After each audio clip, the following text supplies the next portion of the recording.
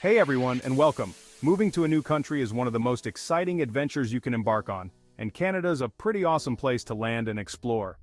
But let's be real, even with open arms and maple syrup galore, there are some common bumps in the road for new immigrants. So today we're talking about the top 5 mistakes newcomers often make when settling in Canada, and more importantly, how to dodge those potholes like a pro. Okay, let's talk about something we all think about every single day, no matter where we are in the world: money. It's the one thing that connects us all, whether we like it or not. More specifically, the cost of living in Canada. It's a topic that can make or break your decision to move here. Now picture this, you've just stepped off the plane, you're breathing in that crisp Canadian air, and you're ready to start your new life. The excitement is palpable.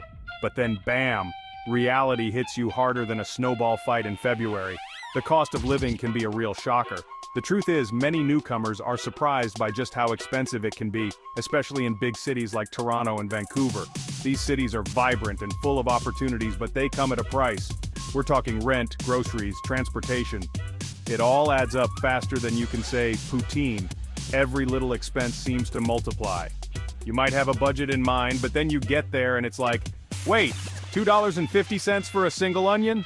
It's those little surprises that can throw you off. Okay, maybe I'm exaggerating a tad, but you get the point. The cost of everyday items can be unexpectedly high. You don't want to be caught off guard. Planning ahead is crucial. Researching the average costs in your chosen city before you even pack your bags is key. It can save you a lot of stress and money. There are tons of online resources and cost of living calculators that can give you a realistic idea of what to expect.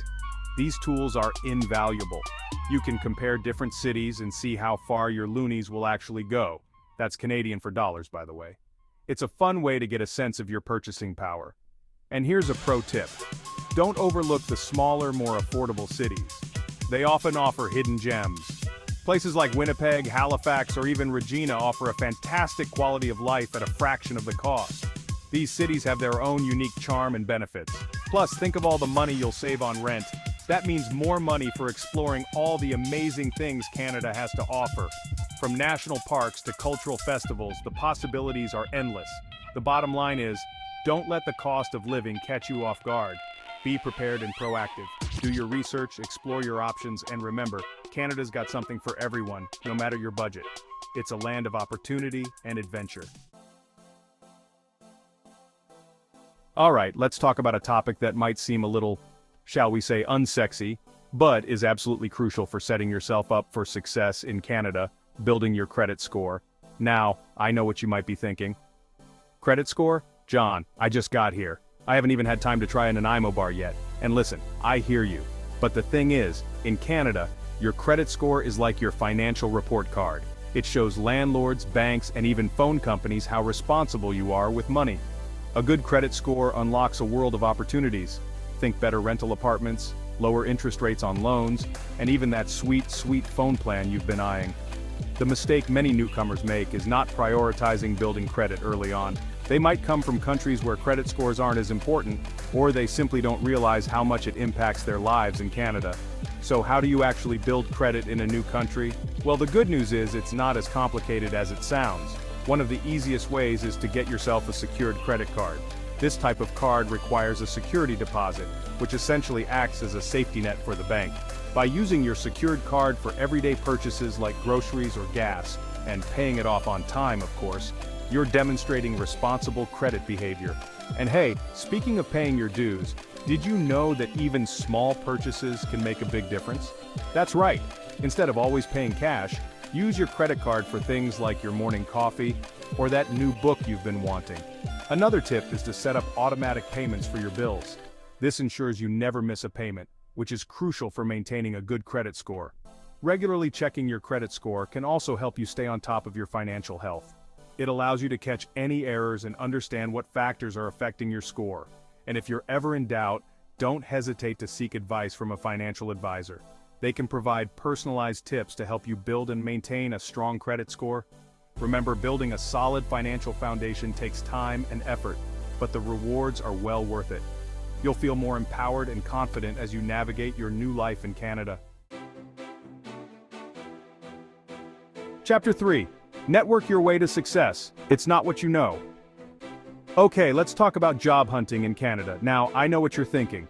John, I've got this. I've got my resume, my cover letter, and I'm ready to fire those applications out like a hockey player in a shootout. And hey, that enthusiasm? I love it. But here's the thing.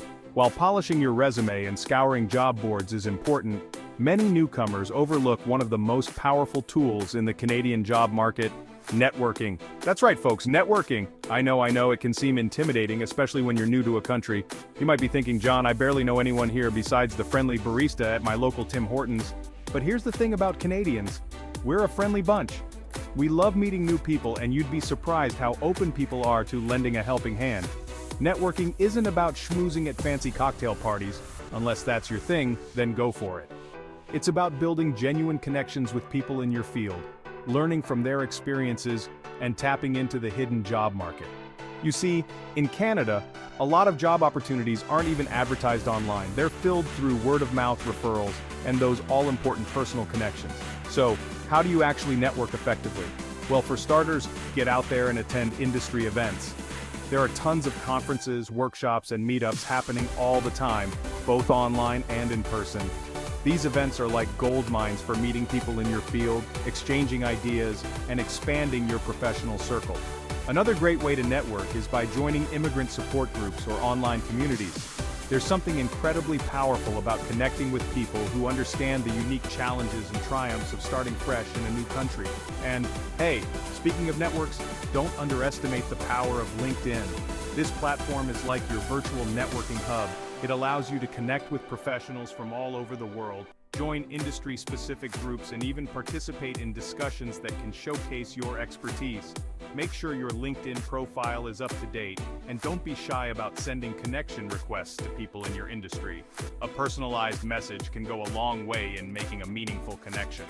Remember, it's not just about who you know, but who knows you. So, whether it's through in-person events, online communities, or professional platforms like LinkedIn, get out there and start building your network. Your next job opportunity might just be a conversation away. Chapter 4. Winter is coming. Be prepared. Alright, let's talk about something that makes Canada, well, Canada, winter. Now, I'm talking about the kind of winter that would make even a polar bear say, "Brr, it's a bit chilly out here." For many newcomers, especially those from warmer climates, Canadian winters can be a bit of a shock to the system. It's not just the snow, but the bone-chilling wind, the icy sidewalks, and the fact that the sun seems to set at like 3 p.m. But hey, don't let the thought of winter scare you off. With the right preparation, you can not only survive but thrive during the colder months. The biggest mistake many newcomers make is underestimating the severity of Canadian winters. They might think a light jacket and a pair of sneakers will suffice. But trust me, you'll want to invest in some proper winter gear.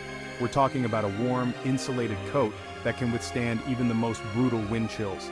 A good pair of waterproof boots with excellent traction is also a must-have, especially when navigating those icy sidewalks. And don't forget about accessories. A warm hat, gloves, and a scarf will be your best friends during those chilly Canadian winters. Think of it like this. Layering up in Canada is like putting on armor to face a snow dragon. And here's a fun fact for you. In some Canadian cities, temperatures can drop below minus 30 degrees Celsius, minus 22 degrees Fahrenheit. Chapter 5. Embrace the Mosaic. Stepping outside your comfort zone. Okay, let's talk about one of the most beautiful things about Canada. It's multiculturalism. Canada is like a giant mosaic, made up of people from all walks of life, cultures, and backgrounds. It's a place where you can hear multiple languages spoken on a single bus ride, where you can find restaurants serving cuisine from every corner of the globe, and where diversity is celebrated, not just tolerated. But here's the thing. While it's natural to gravitate towards people from similar backgrounds, especially when you're new to a country, many newcomers make the mistake of staying solely within their own ethnic communities. Now, there's nothing wrong with finding comfort and familiarity in shared experiences.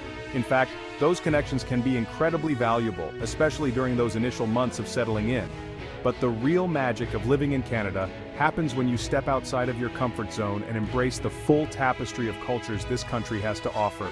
By venturing beyond familiar territory, you open yourself up to a world of new perspectives, experiences, and friendships. It's about trying that dish you've never heard of before, striking up a conversation with someone who speaks a different language, or attending a cultural event that celebrates a tradition different from your own. And hey, speaking of languages, let's talk about Canada's official bilingualism for a sec. Chapter 6. You've Got This, Canada. So there you have it, folks. The top 5 mistakes new immigrants often make in Canada, and more importantly, how to avoid them like a pro. Remember, preparation is key. Do your research, pack your patience, and don't be afraid to ask for help along the way. Canadians are known for their friendliness and willingness to lend a hand, so don't be shy about reaching out and asking questions. Moving to Canada is an incredible opportunity, and with the right approach, you can avoid these common mistakes and thrive in your new home. So go out there, embrace the adventure, and get ready to experience all the amazing things Canada has to offer. Welcome to the neighborhood.